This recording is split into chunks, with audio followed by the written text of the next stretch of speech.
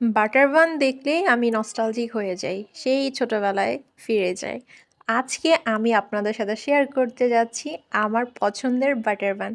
এইটা আপনি না খেয়ে থাকলে আপনার ছোটবেলায় মিস। এখানে ২ কাপ ময়দা ছিল।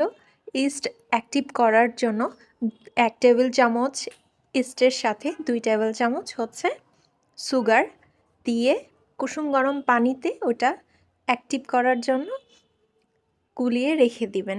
এরপর ২ কাপ ময়দাতে পরিমাণ মতো লবণ দিয়ে সাথে ২ টেবিল চামচ সয়াবিন তেল, বাটার, ঘি যেটাই আছে ওটাই অ্যাড করে দিতে পারেন।